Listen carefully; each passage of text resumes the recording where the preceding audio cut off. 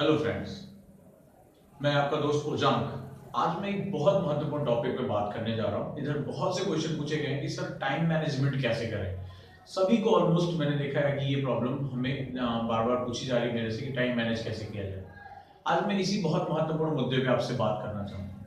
जब हम time management के बारे में बात करते हैं तो जनरली हम स्टूडेंट जो हैं वो ये एक चीज नोटिस करते हैं कि हम उसका एक टाइम टेबल बना लेते हैं कि भाई सुबह 5 बजे उठेंगे, ये करेंगे, ये करेंगे, ये करेंगे, और एक हाइपोथेटिकल जो है एक काल्पनिक अपने लिए एक प्रेशर बना देते हैं, 8-9 घंटे पढ़ेंगे और उसको दीवार पे चिपका देते हैं।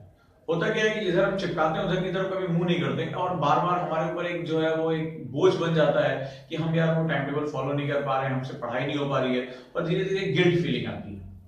एक्चुअली में आपको ये समझना पड़ेगा कि टाइम मैनेजमेंट दो शब्दों से मिलकर बना है, टाइम और मैनेजमेंट। यानी कि जो समय आपके पास है उसका आप महत्तम उपयोग कैसे कर सकते हैं, यानी कि उन्हीं समय को आप अपने हिसाब से कैसे मोटिवेट कर सकते हैं, यही टाइम मैनेजमेंट कहलाता है।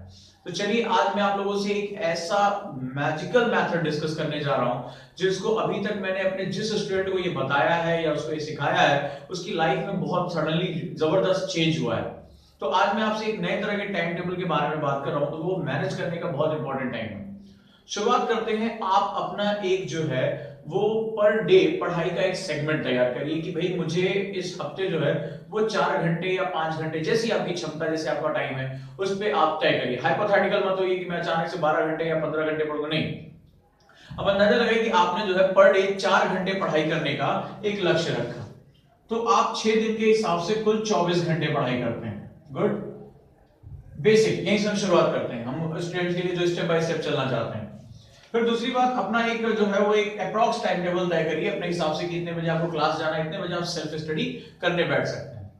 अब जैसे आप एक डायरी रखिए, भले चाहे वो पुरानी ही क्यों ना हो, एक डायरी आपको रखनी पड़ेगी। उस डायरी में आप जो है वो कल, जैसे मान लीजिए आप सुबह 6 बजे उठना चाहते हैं, तो आप एक 6 बजे का टाइम तय करिए कि भाई मुझे 6 बजे उठना है। उसके बाद मान लीजिए आपको 10 से 12 पढ़ाई करनी है या 2 से 4 पढ़ाई करनी है, उसमें आप अपना एक फिक्स करके रख लीजिए जिससे आपका 4 घंटा मेंटेन हो जाए।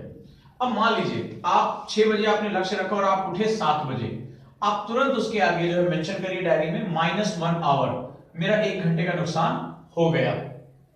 इसके बाद मान लीजिए आप जो है वो 12 बजे से लेकर 2 बजे तक पढ़ने बैठे, तो अभी आप क्या करते हैं, आप जो है 12 से 2 घंटा कैलकुलेट करते हैं, मेरे 2 घंटे पढ़ाई हो गई।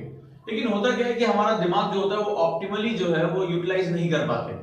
कुछ आप सोचने लग गए, कहीं किसी वर्ड के साथ दूर चले गए, आपका कंसंट्रेशन काम नहीं कर रहा है। तो बिल्कुल ईमानदार रहिए अपने साथ, ईमानदारी आपकी सबसे इंपॉर्टेंट कॉन्सेप्ट होना चाहिए। और यहां पर आपने मान लीजिए 1 घंटा 20 मिनट पढ़ाई की, तो केवल 1 घंटा 20 मिनट ही इस पर लिखिए, 2 घंटा नहीं कि भाई 12 से 2 मैंने पढ़ाई, नहीं। अब अपने हिसाब से देख लीजिए कि आप कितनी बार पानी पीने के लिए उठे, कितनी बार वॉशरूम जाने के लिए उठे, आप उसको जो है माइनस कर दीजिए, यानी आपने 1 घंटा 20 मिनट पढ़ाई की। इसके बाद एक बॉक्स बनाइए जिसमें आप जो है उस टॉपिक को लिख, उस समय को लिखते जाइए जो बार बार आपके साथ जो है वो आपका टाइम किल करे। जैसे फोन आ गया और आपने 20 मिनट फोन पे बात की, आपके मोबाइल में रहता है उसमें आपको बता देता है कितनी देर कॉल आई, या कितनी देर आप सोशल मीडिया पर एक्टिव रहे, या आपने दोस्त ने आया, दोस्त बोला चलो भाई चाय पीने चलते हैं, थोड़ा सा घूम के आते हैं, और आप गए और आने जाने में आपका जो है वो 1 घंटा 45 मिनट कुछ बर्बाद हो गया। आप उसको लिख लीजिए और लिखते चले जाइए जितनी बार आप जो है अपना टाइम किल कर रहे हैं। सोने से पहले अब इस पूरे टाइम को कैलकुलेट करिए, राइट। आप इसको जोड़िए कि भाई एक, इसी तरह आप मान लीजिए शाम को 4 बजे से 6 बजे तक पढ़ने बैठे और 1 घंटा जो है वो 20 मिनट फिर पढ़ाई की इसमें टोटल, तो आप इसको जोड़िए और यहां पर जो है आप मान लीजिए आपने इतनी पढ़ाई की। अब यहां पर आपका हुआ 2 घंटा 40 मिनट। अब आपका जो ये अचीवमेंट आया, आपने लक्ष्य रखा था 4 घंटे का, यानी आज के दिन में एक रेड बॉक्स बनाइए। आप जो है माइनस जो है एक हिसाब से देखें तो 1 घंटा 20 मिनट जो है आपका माइनस जा रहा है। यही होता है टाइम मैनेजमेंट। तो अब आपको दो चीजें पता करनी है, इसको भी कैलकुलेट करके लिखिए। मान लीजिए आप 20 मिनट 45 मिनट इस तरह करके आप आज आपने 3 घंटा जो है वो वेस्ट किया जो आपको नहीं करना चाहिए था। तो आपको अब अपना टाइम किलर पता चल गया, ये पता चल गया कि कैसे मैनेज करना, और ये पता चल गया कि आज आप कितना पिछड़ रहे हैं। अब आप अगले दिन जो है सेम चीज फॉलो करेंगे, लेकिन अब आपके पास ऊपर एक बर्डन ये है कि यहां पर इस दिन के 4 घंटे को आपको पूरा करना है और पिछले वाला जो 1 घंटा 20 मिनट है उसको भी आपको कंप्लीट करना है। अब आपको ये पता चल गया कि मेरा टाइम किल कहां हो रहा है, आपने उसको जो है वो हटाया। अब आपने फोन बंद कर दिया, दोस्त से मिलना बंद कर दिया, और उसके 4 घंटे और प्लस जो है पिछला एक जो है 20, वो अब आपके ऊपर प्रेशर क्रिएट होना शुरू हो गया, अब आपको करना है। साथ ही साथ दूसरा जो सबसे महत्वपूर्ण चीज है वो ये है कि जब मैं पढ़ने 2 घंटे बैठा तो किन कारणों से मेरी जो पढ़ाई केवल 1 घंटा 20 मिनट रही या 1 घंटा 10 मिनट रही, मेरा जो कंसंट्रेशन है वो किधर जा रहा है। तो आप अब उसके ऊपर भी प्रेशर पड़ना शुरू हो गया।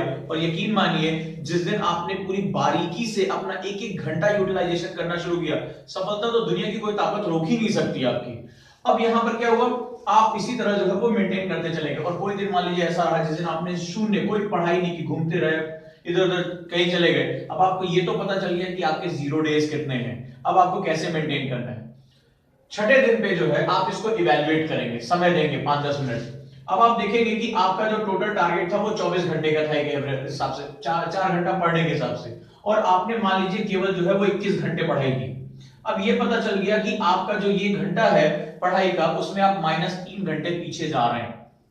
अगर पीछे जा रहे हैं तो जो आपका संडे है, जो छुट्टी आप एक दिन कोई मनाना चाह रहे हैं, उसको मत मनाइए। और अगर ये लक्ष्य पूरा हो गया है तो आप छुट्टी के लिए निकल जाइए, एंजॉय करिए, बहुत जरूरी है ब्रेक आपके लिए, आप घूमिए फिरिए। इसके बाद अभी ये बात खत्म नहीं हुई है, अब इसको और प्रिसाइज करना है। ये एक ऐसा टाइम टेबल, ऐसा मैजिकल टाइम टेबल है दोस्तों, आपको सोने नहीं देगा, आपसे आपका बेस्ट निकलवा के रहेगा। देखिए कैसे, एक ग्राफ पेपर खरीद के लाइए, 50 पैसे का एक ग्राफ पेपर आता है, और उस ग्राफ पेपर को जो है वो प्लॉट करिए ग्राफिक। उसमें जैसे आपने इस हफ्ते के लिए 4 घंटे का लक्ष्य माना था, आप इसमें 4 घंटे की लाइन खींच लीजिए, एक रेड थिक लाइन जो है ड्रॉ कर लीजिए। इधर आपके घंटे होंगे और इधर आपका एक्स एक्सिस पे आपके दिन होंगे, तारीख, 1 तारीख, 2 तारीख, 3 तारीख। अब एक तारीख को आपने मान लीजिए 2 घंटे पढ़ाई की, इस पे मार्क कर लीजिए। 2 तारीख को आपने 3 घंटे पढ़ाई की, इस पे मार्क कर लीजिए। 3 तारीख को आपने 5 घंटे पढ़ाई की, इसको मार्क कर लीजिए। 4 तारीख को आपने कोई पढ़ाई नहीं की, 0 डेज। इसी तरह जो है आप पूरे हफ्ते का मार्किंग करते चले जाइए।